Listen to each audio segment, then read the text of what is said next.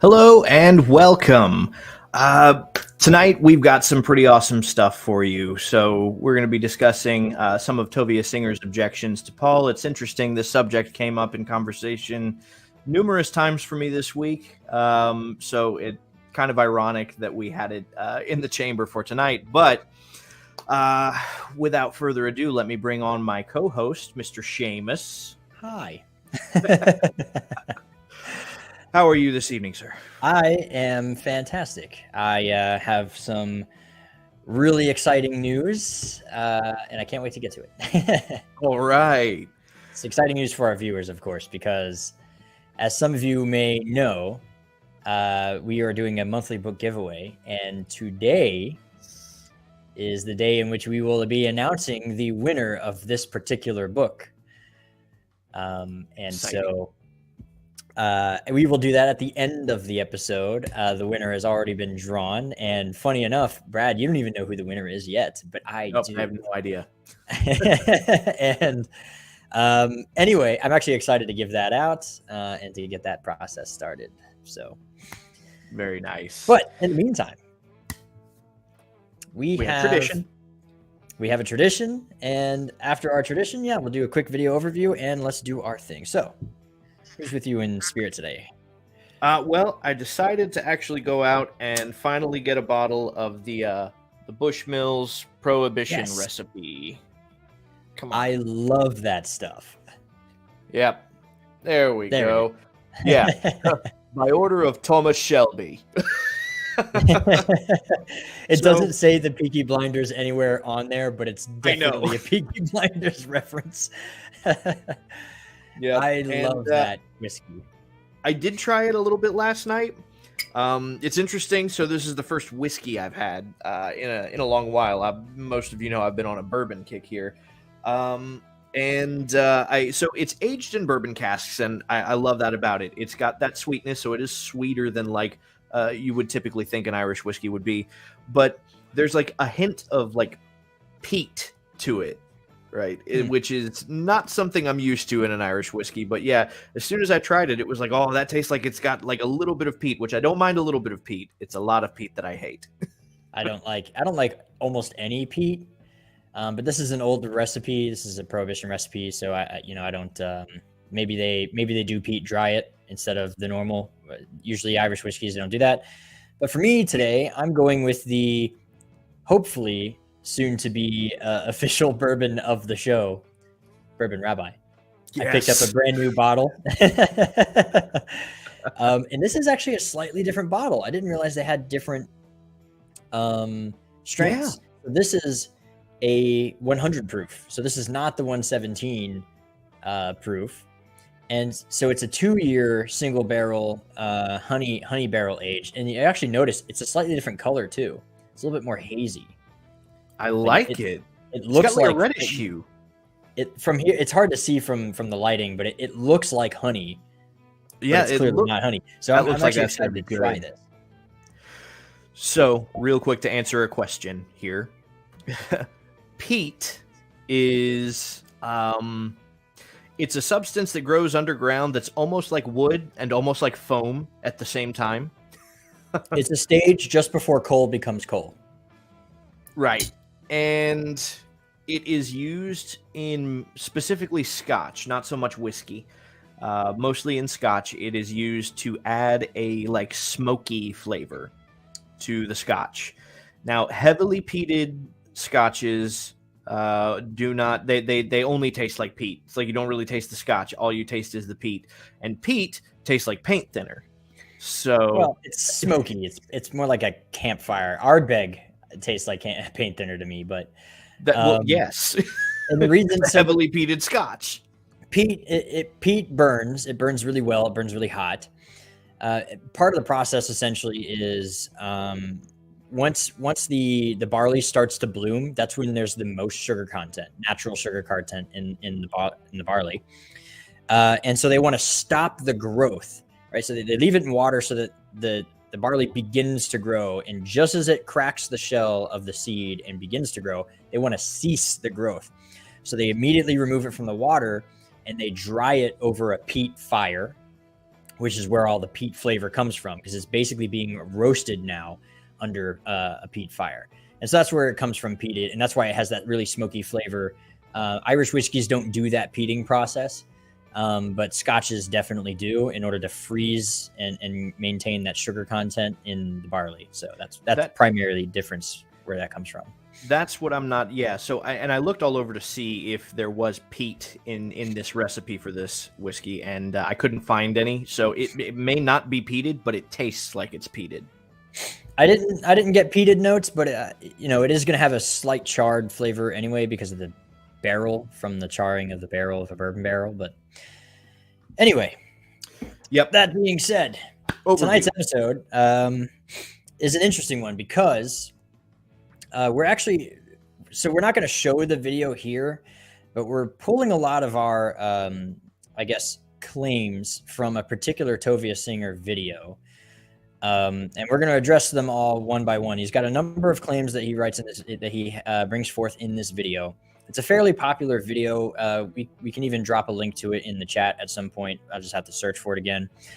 But we wrote down all the highlights, and the points that we want to go over. And so we have about 4 primary points that he touches on that we want to go through. The video is fairly short. It's only 30 minutes, but the reason we're not going to show the video here and review it as he talks is, one, we don't have time for that. We're going to try and keep this under an hour still.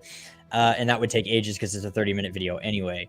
And so we are going to legitimately try and do our best to represent his argument the best that we can. And that's why we want to be forthcoming with you about the video we are addressing specifically. So we will provide that video link so you can watch it for yourself. We're going to hit the claimant's points. We're going to quote some things that he says. And then we're going to debunk his primary points pretty much in orderly fashion. And it's a very common thing. Tovia is not the only one that does this, but Tovia is certainly the most popular one who does this. But he rejects Paul being a legitimate Pharisee of any kind, essentially. What? Just to address this very quickly, no, we don't have that obsession with Tovia Singer. I'm as obsessed with him as I am with Michael Brown. I think they're equal opposites of one another. They both heavily rely on the ignorance of their listeners. So this is going to be addressing certain arguments that Tovia makes that are just bad arguments. And Tovia's, these, again, like I said in the opening, these arguments are not unique to Tovia. Right. Just Tovia is the most popular, and but these are the points that we're going over are not just his points. These are points that we find, me and Brad, commonly throughout the Jewish world, the Orthodox Jewish world. These are the objections everyone has. And Tovia just happens to have a video where he sort of hits on all these points all at once. And so we're going to point you in that direction so you guys can get familiar with the objection itself. And then we will go into it. But yeah, Tovia, we've said it before on this channel, I think. Him and Michael Brown are a little bit dishonest in a lot of ways, in very subtle ways, and they rely on the ignorance of their primary audience, i.e. Christians, to not know certain things about Judaism in order for them to be called out on those things. And so that's why we're going to address these things, particularly about Paul, because, believe it or not a whole lot of Orthodox Jews who are studied on the matter really have any real objections to Paul, to Jesus, really. The sort of growing scholarly consensus, and even in the normative Jewish world, is starting to become this whole, he was a rabbi, Pharisee, taught teachings of his day. We don't really have a problem with him. It's Paul we have a problem with. Like, that's sort of becoming the attitude. Right. Over in my own experience, because I have had this conversation with friends of mine, particularly about this, and they did make an appeal to certain of these arguments and named Tovia Singer, and essentially they laid out a couple of premises from Paul and said, well, this appears to be somebody who is utterly unfamiliar with Judaism, right? So he couldn't be a Pharisee.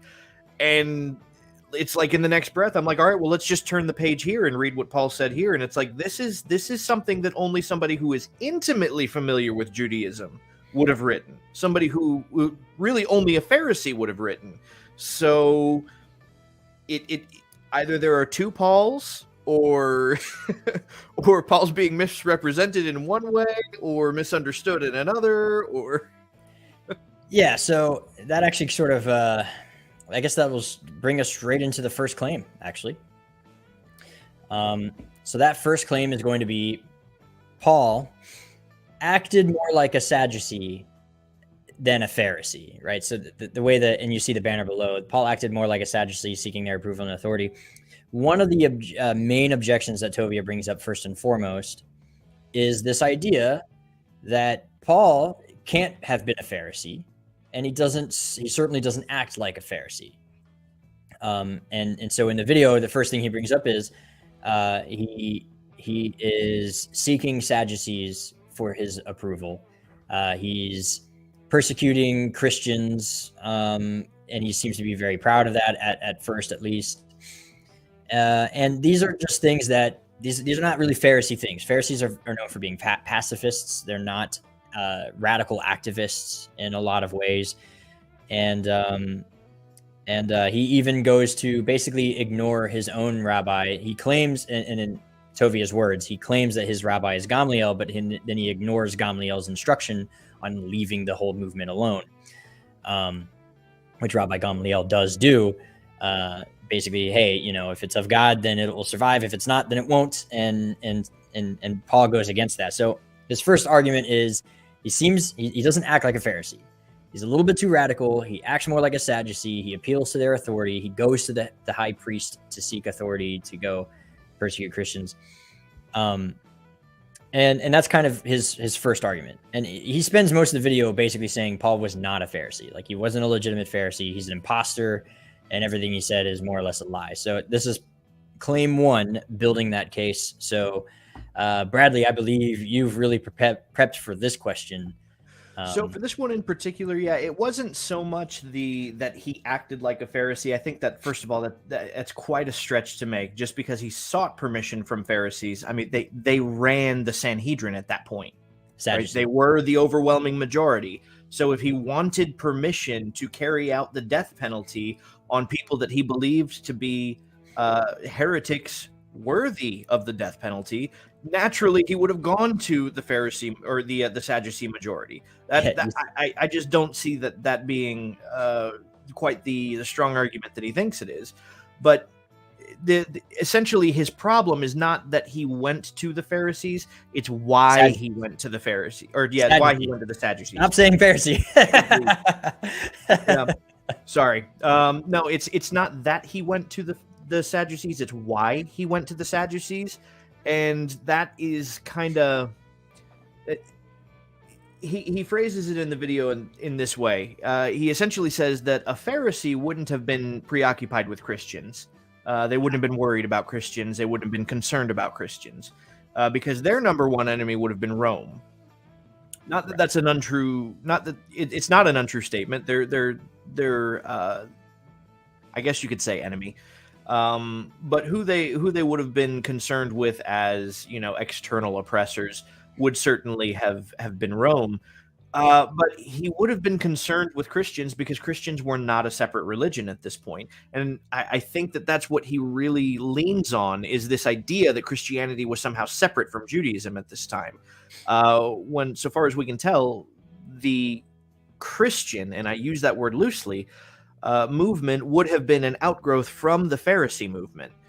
And if we look back just a little bit in history from this point where Paul is speaking from, we find that this attitude is not beyond the Pharisees. So even today, right? Even today, you've got characters like Yaron Reuven, who would call Rav Dror and Rabbi Manis Friedman heretics. Matter of fact, he has called them heretics. And he has said very, very, I would say, hateful things about them. Very, very bitter, very angry things about them. So we see it in the modern age. But if you reference, there's two citations. They are both in the tractate Shabbat, but they're both in different Talmuds. So the first one is going to be Shabbat 17a 6 in the Babylonian Talmud. It will also be Shabbat 143 in the Jerusalem Talmud. And this tells a story of an instance where there was a theological dispute. So understand, that's Paul's issue here is a theological dispute with Christians. Again, I'll use the term loosely and just accept Tovia's premise there. His problem with them is a theological dispute. What we see happen in this section of the Talmud is it's recorded that the students of Shammai killed some of the students of Hillel, and this was over a disagreement in halakha. This was over a disagreement in walk. This was over a theological disagreement.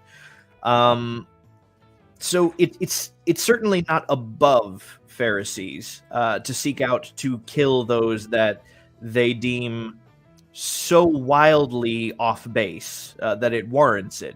We see it in Jewish history. Matter of fact, you could almost say that Paul is actually rather acting in line with the students of Hillel here, or the students of Shammai here at this point. Oh, goodness, forgive me for misspeaking there. And considering that Paul is speaking from a vantage point in time where the reign, and I hate to use these words this way, but like the reign of Shammai as the Nasi of the Pharisee minority in the Sanhedrin would have been very recent in the past. It wouldn't have been very, very far from Paul's timeline. So, I don't know. I don't see how that makes him not a Pharisee. Matter of fact, just to further illustrate this, right? Because Paul claims and Luke claims that Paul was taught by Gamaliel. For any who would argue, well, one of the students of Gamaliel would surely have never acted that way. Well, a teacher is no reflection of what his student is going to become, right? Everybody is individuals. And to further hammer this point home, if you look at Pirkei Avot 1:10 through 12, what you're going to find is that both Hillel and Shammai had the same teachers. Now, Shammai and Hillel didn't disagree on quite so much individually. Their students, however, disagreed on absolutely everything. So where there was first a little bit of difference between the student and the teacher, now there's a lot of difference between the students of the teachers. It's not outside of the scope of possibility that Paul would reject the teachings of his rabbi and go another path, go another way. Yeah, and for really only temporarily. But yeah, to that point, like the whole Shammai Hillel debacle of the assassinations, funny enough, just as a point of interest, that story about the Beit Shammai slaughtering the members of Beit Hillel was actually over a dispute, particularly on laws concerning Gentiles. Yep. And Beit Hillel were very friendly to Gentiles, but Beit Shammai was not. And funny enough, as we see, Paul is incredibly friendly to Gentiles, to non-Jews. Beit Shammai was not. So the fact that Paul was very friendly to non-Jews, and he got a lot of pushback for that from his fellow Jewish Pharisees, his fellow brethren, is indicative of the fact that he comes from the house of Gamaliel, which is Beit Hillel. And they were widely known for being incredibly gentle on Gentiles. Shammai was so strict on Gentiles, on the way that Jews interact with Gentiles, that a lot of the points that were actually brought up in that particular dispute, in which he had to slaughter a lot of the students of Beit Hillel, he did that in order so that he could maintain the majority and keep them from voting against what he was enacting. But now those rules that he put in place have since been pushed aside because people were like, yeah, okay, clearly that usurpation was wrong. Right. And so the Judaism that Paul was working within does not exist today. That's not the same Judaism. And there was actually a comment in the questions. There's a question in the comments here. Paul couldn't have been a Pharisee because at his trial he appealed to his Roman citizenship. He actually appealed to his Pharisee nature and that he does say, I studied under Gamaliel in his testimony. But the reason why Gamaliel doesn't seem to step forward is because at his trial, Gamaliel died in about 40 CE. And Paul is at his trial in 60 to 61 CE. So Shimon ben Gamaliel is likely who is actually the president of the Sanhedrin when Paul is having his trial all the way in the back of Acts.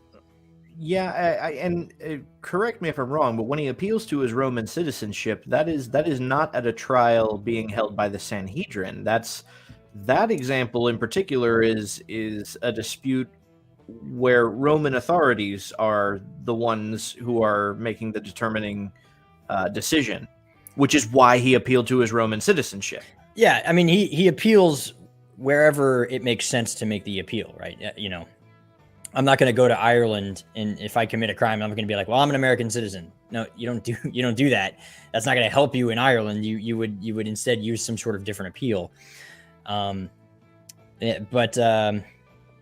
Yeah. So to Tovia's point, though, to kind of draw this back in real quickly, from the strictly scholastic perspective, there are 4 primary general groups of Jews at this time, right? And believe it or not, most, if not all, Jews would fit categorically into one of these 4 primary groups.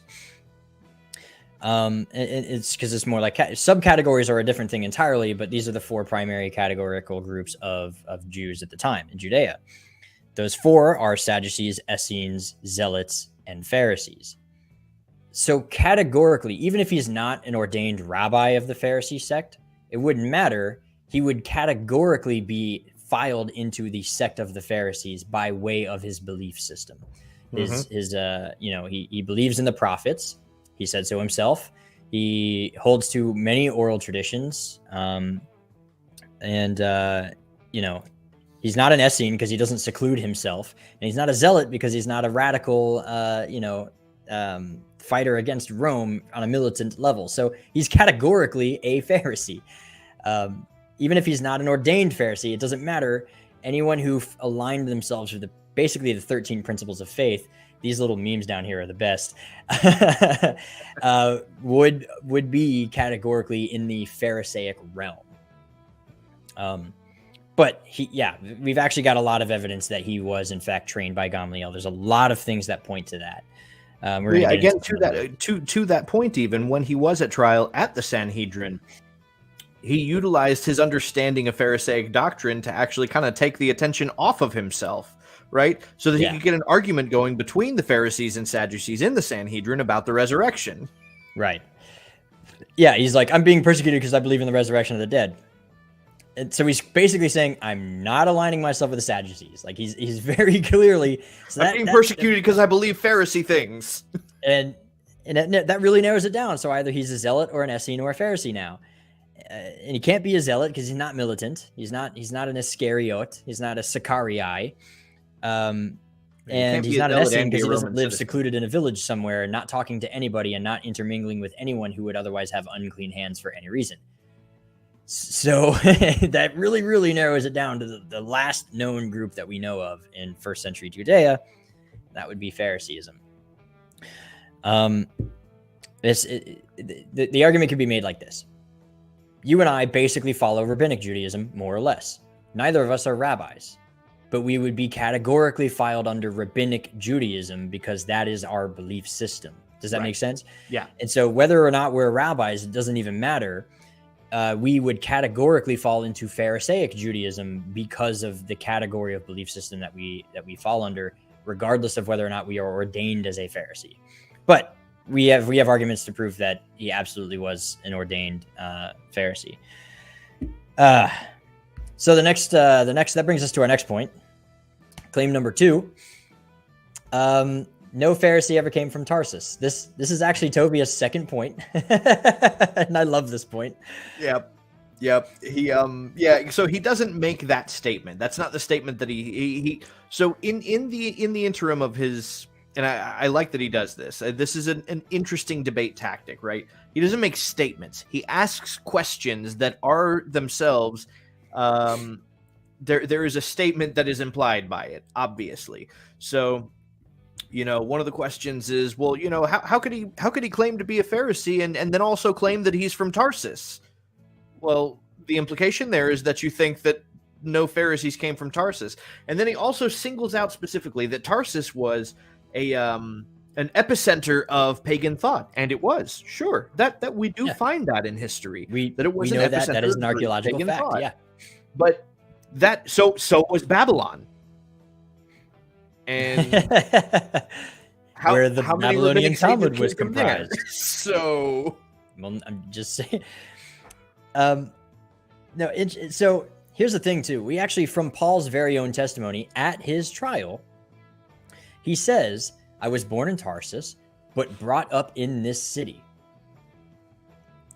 and learned at the feet of Gamaliel." So, all right. So, by worst case scenario, this is what he means to say. I was born in Tarsus to a fairly wealthy family who was, and he claims to be of the line of Pharisee family, that he's descended of Pharisees. He claims that. So worst case scenario, he's born. And according to the Mishnah, you would begin a child's learning of Torah on a more formal and official manner at the age of 5. So he was probably born in Tarsus, sure. And between the ages of 3 and 5, his family likely moved to Jerusalem so that their son, Shaul, who is named after the first king of Israel, who happens to be a Benjaminite, which is actually, Paul is a Benjaminite, which is why he's named Shaul. The Benjaminites are actually rather proud that the first king of Israel came from them. And so it was a very common thing back then for Benjaminites to name their kid Shaul.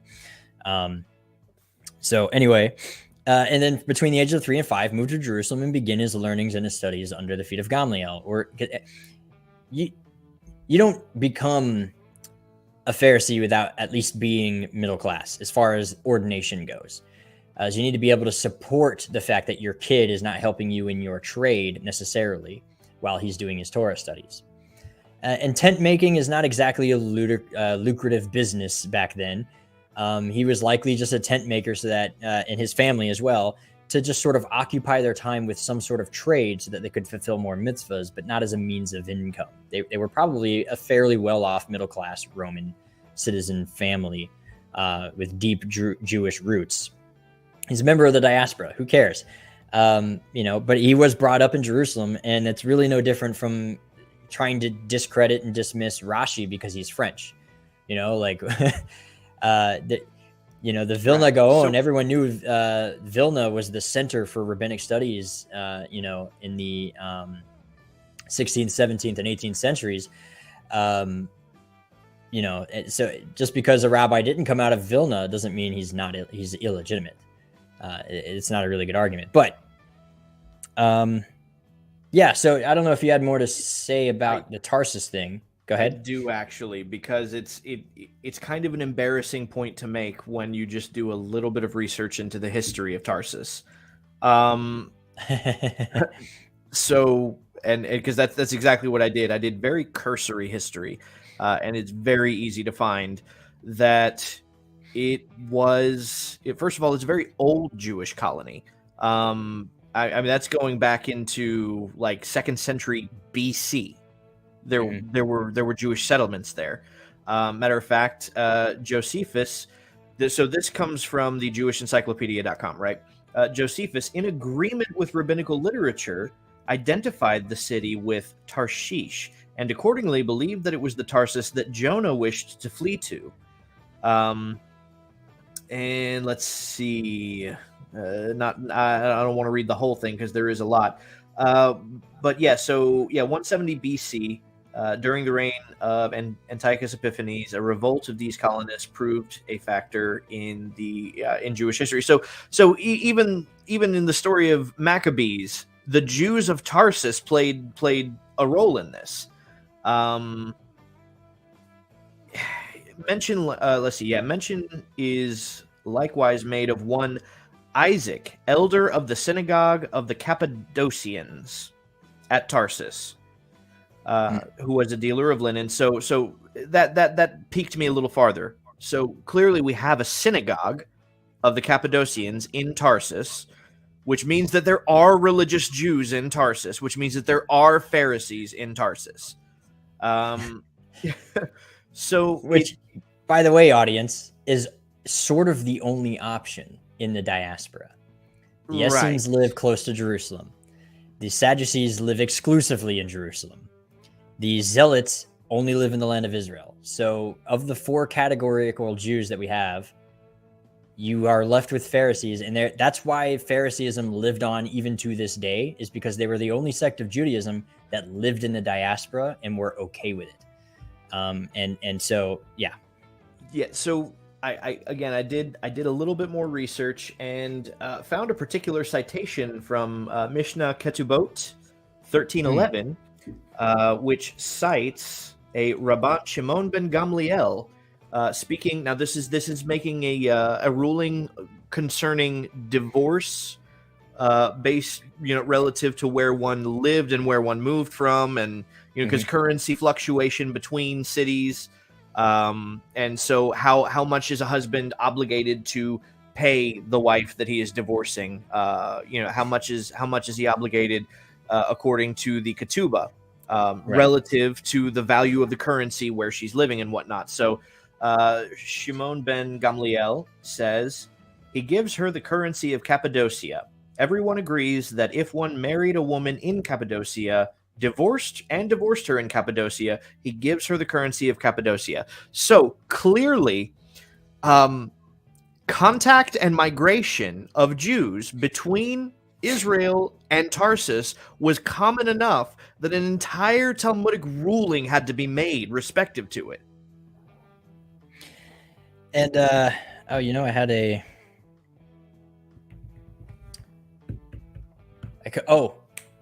the fact that we don't know that he went back to Tarsus and later in his life. Maybe he did. But if he did, it makes sense. It makes sense that he would do that. Why? Because Gamliel was one of the few rabbis ever to teach his students Greek philosophy. I'm looking for the citation. Where would you go to learn that? Sorry? Where would you go to learn that? Oh, in the Talmud. would you? Well, I know. I mean, where would you go to learn Greek philosophy? Where would a rabbi go to learn Greek philosophy if he wanted to teach his students Greek philosophy? Yeah. So there's this argument in the Talmud that basically they say teaching your kid Greek is an abomination, right? But then Gamliel steps in and he goes, "What? Hold on. A lot of us work with the government, and so we need to A, know the language, and B, understand the people in order to deal with them." And so the whole tractate is basically, or the whole section is sort of talking how Gamliel would not only teach his students how to read and write Greek, but he would teach them the basics of Greek philosophy so that when dealing with Roman and Greek governments, that he was understanding of their culture, of the way that they think, and they could better communicate. And so this was very unique. It was particularly unique of Gamliel. And another thing that was particularly unique of Gamliel, and the Talmud actually preserves these, is that Gamliel wrote a lot of epistles. And the Babylonian Talmud preserves the epistles that Gamliel wrote, at least 3 of them. Who else writes a lot of epistles who happens to learn at the feet of Gamliel? He exhibits the very character traits of his teacher every step of the way. If you do any character research on Gamliel, you will find Paul. It's almost undeniable. I don't need Luke to tell me that. I can look at Gamliel and find that there's a ton of similarity. Gamliel was also known for loosening really heavy stringencies for the common person. Yep. Right? Who does that sound like? Paul walking around talking to Gentiles being like, yeah, some of this is tough, so take it easy, one step at a time. Here are some looser regulations so that you can ease your way into it a little bit better, so it's more manageable for you. Meat being too expensive if it's shechted correctly, the kosher way to slaughter. He even gives a leeway for that, which is something that Gamliel was also known for doing. He would relax some restrictions so that poorer people could afford to live. So, Paul does exactly. Everywhere you turn, he exhibits his teacher. Is essentially our point here. So the whole no Pharisee ever came from Tarsus, that's just nonsense. And he doesn't say that explicitly in his video, but that's essentially what he implies when he asks a rhetorical question. He's like, "What Pharisee do you know came from Tarsus?" Yep. That doesn't you claim matter. to be a Pharisee. You could say you come from Tarsus, the epicenter of Greek thought. And Yeah, and again, it makes sense that he would go there to learn at least the basics of Greek. And yeah, here's the thing too. Tovia makes the claim. He says that he's too Greek-minded to be a Jewish Pharisee. Like he makes way too many. He's a lot more like a Greek-minded. But if you turn into the Book of Acts and Paul goes to Athens, which is the true epicenter of Greek philosophy, Paul is called a seed picker because he's not very good at it. He knows very little. He knows just enough to make some quotes. And the people make fun of him for it. They're like, this guy is a pseudo-intellectual. He thinks he knows philosophy. Like, no, he's not too Greek-minded. In fact, he's not Greek-minded enough. He goes to Athens and he's an embarrassment to himself. Yep. Yeah. So, next one. Oh yeah, I see. I put those banners out of order. I'm sorry, producer. Thanks for thinking on the fly. Really appreciate that. But I mean, that's the end of that claim, really. We there's not a whole lot to go that one on. Paul's too Greek-minded. We basically, I don't know if you have anything to add what I said there, but that one's a really quick down. No, yeah, I mean, again, for anybody watching who has actually endeavored to read through Tanya, again, you can't even make it through the first book of Tanya without seeing a ton of Paul. So unless Tovia is willing to concede that Tanya is also primarily based on Greek philosophy, then I just don't see that being a grand argument. No, and that's a good point also, is that Tanya is, you read the first 20 chapters of Tanya, and what you have is a really exploded expansion and elucidation of Romans chapter 6, 7, and 8, and parts of 14 and some other stuff. Like, you're going to find that Paul is incredibly familiar with Jewish mysticism, with Jewish concepts, to the extent that he talks like a Pharisee. And that actually sort of brings us to the Paul butchers and misquotes the Torah. That's actually our next claim that we want to touch on. Yep. And so you really have some notes on 1 Corinthians, 9? Oh yeah, 1 Corinthians 9:9. That's like the first one he goes into. And it's funny because it's like he gives the answer, and the answer that he gives is clearly implicit in the passage itself, but it's like he couldn't see the forest for the trees there. So to quote the passage, 1 Corinthians 9:9 is, Paul says, "For it is written in the law of Moses, do not muzzle an ox while it treads out grain." Is God really concerned with the ox, or is he really saying it for us? Yes, this is written for us, because he who plows ought to plow in hope, and he who threshes should do so in hope of sharing the crop. So, Tovia focuses on the question, is God really concerned about the ox? And he goes into this grand statement about how, and it's true, right? The Torah teaches us certain things in order to teach us to be kind to animals, right? The Torah is very concerned with kindness to animals. And this even goes into, the scientific implications behind kosher slaughter, which is, by the way, scientifically proven to be the most humane form of slaughter. The animal's dead before it can even register pain in its brain. And so he explains the reason behind this mitzvah, which is in Deuteronomy 25:4, is so that the ox can eat while it's working the field. So while it is actively working, it can eat as it's doing this.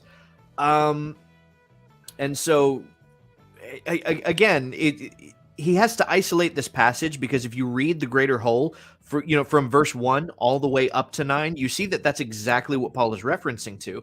And Paul even says, no, he's saying this so that it will teach us. Well, what does Tovia say? Tovia said the commandment was given to teach us to be kind to animals. Well, yeah, that's what Paul says, is that the commandment is given to teach us. It's not a disagreement here.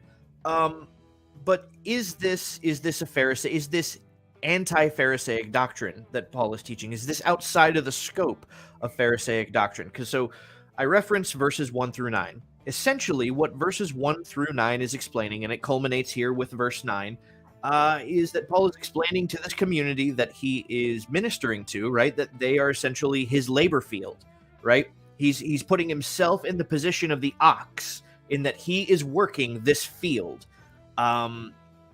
And so he's kind of making a justification for utilizing certain of the goods in this field that he is working, like the ox eating from the field in which it is working. So is that in any way relatable in any kind of a Pharisaic context? Yes. So in Bava Metzia 92a 5, Bava Metzia.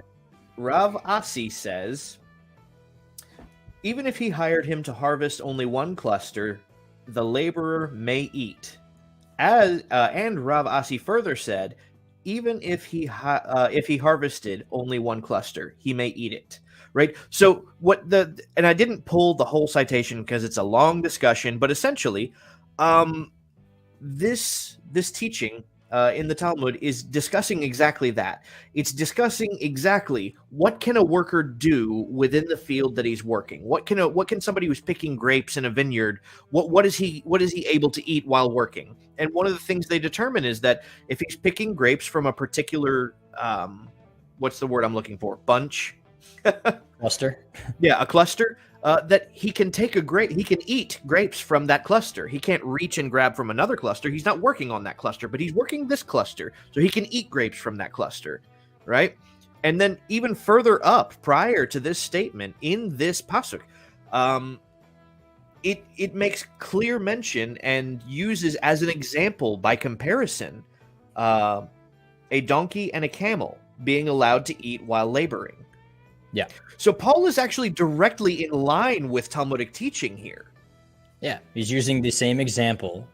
And Tovia's problem is, well, he's so flippantly dismissing, it's like, does God really care about the animals? And then he goes to say what he says. You're missing the point. I think Tovia is sort of straining a little bit at a minor point. Paul is trying to drive home a particular point. Straining at a gnat and swallowing a camel? Tovia's problem is he seems so dismissive of caring for the animals, and he's like, a Pharisee would never say something like that. It would never be so dismissive. And I would argue, no, he's not being dismissive of caring for animals. He's trying to say this is teaching us something more, right? Like the law is not for animals. The Torah isn't for just the animals. It's for humans and animals. And so there's more to be. He does a midrash essentially. Right. He takes the concept and he applies it in a very remez, if anything, style. Like maybe not even a darish, maybe remez, which actually because it's more hinted at or implied meaning. But yeah, that's not And his next example in the video was Romans 10. Particularly 6 through 8. And he's like, he's butchering quoting from the Torah here. And so I'm going to read what he says, 10:6 through 8. Romans 10:6, 8. But the righteousness based on faith speaks in this way. Do not say in your heart, who will go up to heaven, that is to bring Messiah down, or who will go down to the abyss, that is to bring Messiah up from the dead. But what does it say? It is in your mouth and in your heart. That is the word of faith that we are proclaiming. If you confess with your mouth, right, that Yeshua is Lord, and believe in your heart that God raised him from the dead, you shall be saved. So he's talking about that, and he's like, yeah, he's completely butchered the quote from Deuteronomy. And that's midrash. I mean, he's right. It's a pesha. It's a pesha style version of study. Anytime you break a verse down into its components and then say that is to say, or this is, or whatever, it's pesha style. It's part of midrashic agadic material, and you can, in fact, this is not unique to him. I put the citation away, but it's Eruvin, I think like 55a. Where another rabbi does exactly this, is like Rabbi Akiva or somebody takes the same exact passage from Deuteronomy and does exactly the same thing. He just puts different, he doesn't say this is Messiah, he puts different things in there. But it's a Pesha style, it's midrashic. Anyone who's read a midrash will know that they are taking things, it seems like they're taking it wildly out of context in order to prove their point. Yeah, it's midrashic. That's exactly what they're doing, and it's not uncommon. And I would say if I could ever, if Tovia ever hears this, my main point would be, listen, I don't know much about him, but I imagine that he's essentially Orthodox and he's more or less Talmudic. This very verse in Deuteronomy is used by the Talmud to justify that man-made rulings can overrule the written Torah because of a story with Rabbi Eliezer. It's a famous one where he calls miracles. A tree gets up and it moves. The whole base midrash caves in. All to prove that he's correct in his interpretation. And at the end, even a voice from heaven, a bat kol, says Rabbi Eliezer is correct. And the rabbis say it doesn't matter what heaven thinks because the Torah is not in heaven. Quoting from Deuteronomy, the very same quote. And everyone knows that's wildly out of context. It makes zero sense. It's purely Agadic and midrashic style of thought and teaching. And so if Tovia, if you consider that story to be a valid use of midrashic style, which I imagine that you do, but you won't let your audience know that because they don't know the Talmud enough. But that, then you have to square the same thing because Paul is just utilizing what you already know and are familiar with and do. So it's nothing new. It's in fact, it's unique to Pharisees. So if anything, the fact that he does that to Deuteronomy is incredibly Pharisaic. Sadducees don't do that. Essenes don't do that. Zealots for sure don't do that. It directly points to his training as a Pharisee. Yep. So that rant over. I know I got really passionate about that one, but because people are like, it's dude, a good one. I mean, Paul for that. I don't mean for this to turn into a huge, Tovia Singer bashing fest. But that's the thing is like, essentially I've been accused of going too soft on Tovia, and that's because just generally I don't really consider him a threat. At least, and not that I don't consider him a threat on a personal level. I definitely would need to do my research before engaging in an actual debate with him, because he's a very good debater, first of all, and he does know his stuff. He does know his stuff. Yeah, he does depend entirely on the fact that the people that he's speaking to don't know what the Talmud says. And so these all sound like terrific arguments until you find evidence of Pharisees doing the same thing in the Talmud, and then you find consistency with the New Testament in the Talmud.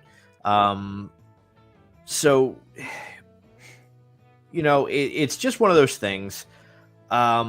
It's worthwhile to discuss, and then again, this is why we decided to do a video on it. 2 weeks ago. This kind of came to our thought, but I don't like to spend a whole lot of time on it again because he's not really concerned with Christians. He's not going out there and actively trying to deconvert Christians. He engages with Christians because Christians go out of their way to engage with Jews. Yes. Right? So the fact that Christians go out of their way to engage with Jews. So in this dynamic, Christians are the aggressor and he is acting as a defense. He is encouraging Jews to do teshuvah and go back to Judaism and start practicing Torah, like to practice real repentance. That's not a problem for me. Right? Yeah. I don't have a problem with that. Yeah. What I do have a problem with, and this is why the accusation is I focus too much on Michael Brown and not enough on Tovia Singer. Tovia Singer is not presenting a problem. He is encouraging Jews to do teshuvah and actually take up the yoke of Torah again, right? I don't have a problem with that.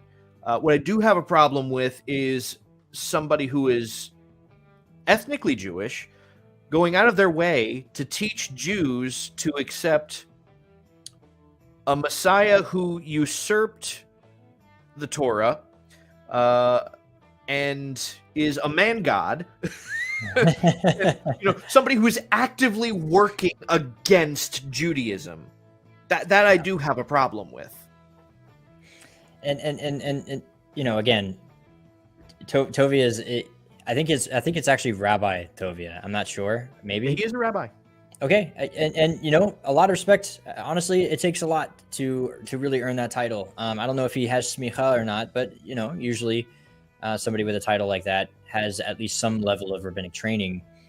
Like that's a title that you will not see me wearing. Right.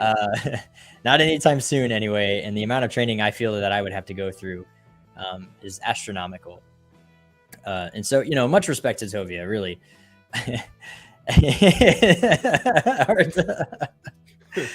That's funny. Anyway, Don't but tell no, James my problem with him is just the misrepresentation of Paul to both Jews and to Christians, and relying on a little bit of misinformation on both sides. So he relies that many Jews, 99% of Jews have never read a New Testament. He sort of relies that they don't know enough about the New Testament to see the similarities between the Midrash, the Mishnah, and the New Testament. And he relies on Christians to not know enough about Judaism for him to basically say Jesus cannot be the Messiah and Paul cannot be an apostle because X, Y, and Z in Judaism, which oftentimes are a skewing of the reality enough that it makes a good point to somebody who does not know any better. And that's where we have a problem with, because it's just a little, poison has its water content. Yep. And in fact, poison is usually 90% water. So it's a lot of what he's saying is true, but it's just enough of a little bit of the bad stuff that we take issue with particularly. And, also there's a lot of things that are just common misconceptions that, just some people just don't know any better. And so we're going to kind of talk about that here a little bit. And that's not their fault. You grew up in a world in which, Christianity is essentially this particular one way, and everybody knows what it is, Jew or Gentile, doesn't matter. And Judaism is this one way, and everybody knows what it looks like and what it is. And it doesn't, Jew, Gentile, everyone sort of knows. And they're so diametrically opposed to one another that, you already come to the argument with a lot of preconceived notions, and you don't even know that you had these preconceived notions. They're just there. And so, yeah, which I think should bring us anyway to our final point, and then we'll wrap it up, take it out the questions. The final claim, drinking blood and eating Messiah is not a Jewish concept. That's the final claim. He's trying to play the whole, that's cannibalism, that's against the Torah, deal, which is true on a literal sense. That is very true. But as anyone knows, most Christians will tell you, unless you're Catholic and you believe in the transubstantiation, it's purely symbolic. The idea. So this is the funny thing: the idea of bread standing as a substitute for flesh is not foreign to Judaism. Matter of fact, it's a rabbinic ruling that in the absence of lamb on Pesach, the afikomen can serve as a substitute for the lamb. Right. And so I'm gonna take this time to shamelessly plug myself real quick. Do it, if you don't mind. I wrote 2 articles about this, actually, about this is my body, the bread, and this is my blood. 2 separate articles. They play off of each other. And if you are a Patreon subscriber, you've probably already read these articles. The articles are also available on our website, ultimatemedia.com. But they go over this. It's symbolism, and it's actually nothing new. In these articles, I show from extra biblical Talmudic sources, Orthodox Jewish sources, that this idea of even eating the Messiah is not foreign. Let me see if I got it up here. Yeah, Sanhedrin 99a, Safim 3, this Babylonian Talmud. Rabbi Hillel says there is no Messiah coming for the Jewish people, as they already ate from him, as all the prophecies relating to the Messiah were already fulfilled during the days of Hezekiah. So Rabbi Hillel is basically saying he believed that that Hezekiah was the Mashiach. But he uses that phrase, they already ate of him. And then in my other article about the blood, it's the same thing. Like, these are not uniquely Christian concepts. This is purely symbolic. These are ideas, and my articles go into much clearer depth on this whole idea of my body and my blood and what that really means, like what is really being meant by those phrases. I definitely recommend checking those out, and I recommend becoming a supporter so that you can check those out, because I think they're premium articles right now. I mean, this is low hanging fruit. I expect better from Tovia, honestly. Yeah, no, and he has done better in so that's the thing. His debates are best when it's actually not pertaining to the subject of Mashiach, because there's too much evidence in the Talmud that works against him. Blatant statements. He'll make the argument that Isaiah 53 is about Israel as the suffering servant, and I don't disagree with that. I think that's a perfectly valid interpretation. But that doesn't mean that it's that to the exclusion of it being about Mashiach, because what we read in the Talmud is blatant statements saying this is Mashiach ben Yosef. Yeah, I was gonna say. Man, our producer is nailing it with these like little memes down below. No, he does pretty good at like arguing the Trinity, as I saw earlier in one of the in the chat. Somebody referenced, he had a discussion with William Lane Craig, who is, look, when it comes to Christian philosophy, William Lane Craig is no slouch, right? He knows his stuff too, but like Tovia absolutely bodied him in that debate. Yeah, there are just some things where if you are coming from a Jewish perspective to a Christian, even if you have a skewed idea of what Christianity really is, you're gonna do great. Because at the end of the day, you're reading from the same Tanakh, which makes for great groundwork from the Jewish perspective. So we have an announcement to make. I think that's yes. We're covered, right? We have the announcement. We have the meme of the week. We've got some stuff coming up. So we should we do the giveaway first, or do the giveaway first? Meme of the week first. Okay, let me get her up here. All right, so this week's meme of the week, is. So I may have to explain this one a little bit. What's the blessing after shopping online? Birkat Amazon. So for those of you who don't know, it's such a good meme. The blessings after meal, the grace after meals is called Birkat Hamazon. That's Birkat Hamazon. The blessings after a meal. And so Birkat Amazon, or Amazon, whatever, Amazon. It's so good. Yeah. Those vowels pronounced in Hebrew would be Amazon. Amazon, yeah. And so it's like, because obviously in real life you would actually say Shechechianu, but Birkat Amazon, that's amazing. So it's a good meme. That's on our Discord, and of course anyone can be in the meme wars.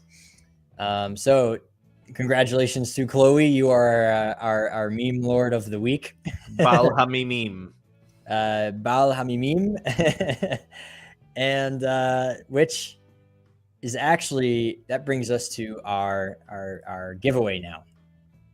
So the winner of, and I'm going to pull up the picture here. Do we still have it? We do. The Love and the Messianic Age by Paul Philip Levertov, a short, basically book on how you need to understand Hasidic philosophy in order to truly appreciate and understand the Gospel of John.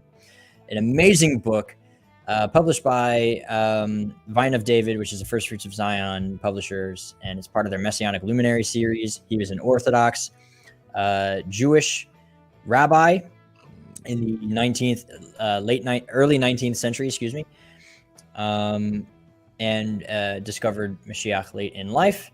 So the winner, let me get, where I saw it up here. Where's it at? Book winner. The winner of our giveaway is Chloe. Hey! That Chloe. The same Chloe that won meme of the week. Won meme of the week and won the drawing. That's awesome. I was like, that's amazing that she won both. Like prepping for the show, I was like, no way, that's so cool. That's awesome. Yeah, it's totally random, by the way. So it's not like we picked her meme on purpose. The meme was chosen because it was the best meme, and then the drawing was completely random for the book giveaway. But congratulations to Chloe. Mazel tov, you have won a free copy of The Love in the Messianic Age by Paul Philip Levertov. Easily one of my favorite books. I try to reread that book at least once a year. It is so incredible.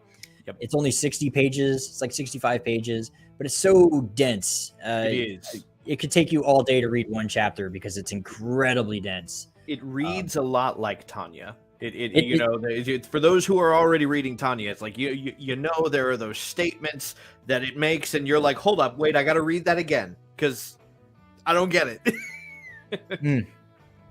Which Paul Philip Levertov is a descendant of the Bala Tanya, of the guy who wrote the Tanya. That's amazing. So it actually makes sense, that he speaks in such a way that's very reminiscent of the Tanya because he grew up in the Tanya. He is the grandson of the guy who wrote it. He's like a grandson, he's a late descendant, like cousin, grandson, whatever. But he's a direct descendant of Shneur Zalman of Liadi. So, yeah, but it's incredible work. I'm really excited to give it away. And that actually brings me to our next month's book giveaway. I have a copy of it here. And it's fitting because we did a Better Call Paul episode.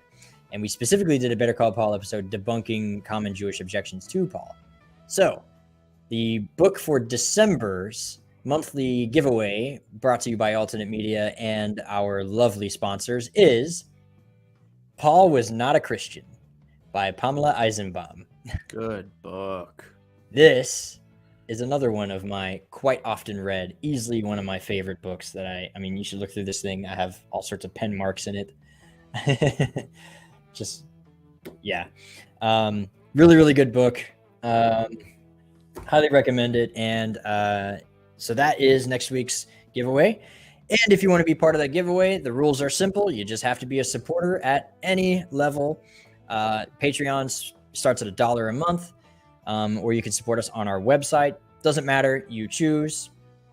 And that comes with many other perks. It comes with exclusive content, like the articles that I brought up tonight that I wrote concerning the body and the blood.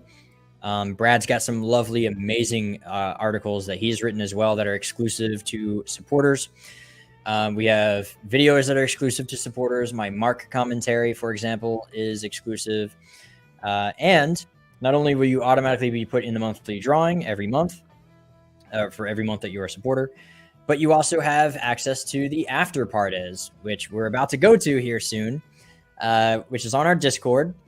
And so all of our supporters get to hang out with us for an hour after the show and chill out and ask us questions, sit in awkward silence, roast us, or talk about the content of today's show. Some people might have questions on things that we could, better clarity on some of the stuff that we went over today in tonight's show. Yep. And so if you want access to that, if you want, to kind of have the chance to hear what goes on backstage as we talk a little bit more in depth on today's content, or if you want to ask us questions, one of those perks is you become a supporter and you can directly speak with us immediately after the show, or you can just message us on Discord directly through the subscriber supporter tab, which you'll have access to. And you can ask us any questions, and you basically have more of our attention in some aspects there.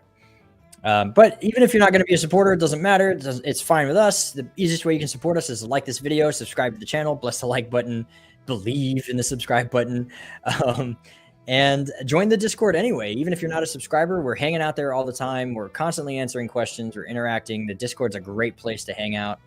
Tovia, Tovia, if you join the Discord, I will give you free access to the after party. Yeah, you get free access to the after party as Tovia. You know what? If he actually, no crap, were to join, I would allow that. I would absolutely allow that. I would welcome it. I think it would be awesome to have a conversation. Yeah, I think it would. I think it would be worth doing. You know, it seems like we kind of took a crap on him. I'm trying not to make it seem like we just sat here and took a dump on him, because that's really not. I would love to really engage in a genuine discussion with a guy. Yeah. Because again, he's incredibly smart. He is a rabbi. He deserves that title. He's absolutely earned his scholarship. You know, there's just some certain things that we could talk about, and yeah. So if he's interested, he can definitely. And he can come on the show. We'd love to have him too. If he wants to talk about some stuff, we can do that. It would be cool. You know, I don't know if he has a fee or whatever for coming on shows. We can look into doing that. But yeah, if he wants to come on, like if he were to invite himself onto the show, yeah, we'd have him gladly. Yeah. Okay. I think that's it for announcements. I don't think we've got too much else going. I mean, we've got a couple of other good shows that we've got coming in the books. Next month at some point, I think we're going to be doing an interview with my father. So that'll be a really good one. Looking forward to that. I think that's going to be a really good conversation to have. And so you're going to have to come down for that, Seamus, because Dad won't have it any other way. Yeah, absolutely. But other than that, yes, we need to head over to the after parties, because I'm sure everybody's eager to get there and finally have a good time. Drinks all around, you know. So without further ado, we certainly hope that this has enlightened and educated. Again, not trying to take a dump on anybody, but we are trying to put information out there. Again, I'm not fond of the idea of people who rely on the ignorance of others in order to sell what they're selling. I find it much more respectable when you can say, okay, so granting this is still my opinion. And that being said, that's what we do here, is we try and expose you guys to information that's going to be important for having a well-rounded view of what the scripture says. And that's what I hope we have produced here tonight. If not, we're sorry. We'll do better next time. You're not going to get your money back. That being said, we do hope to see you all in the after parties. And if we don't, maybe we'll see you next time. L'chaim. L'chaim.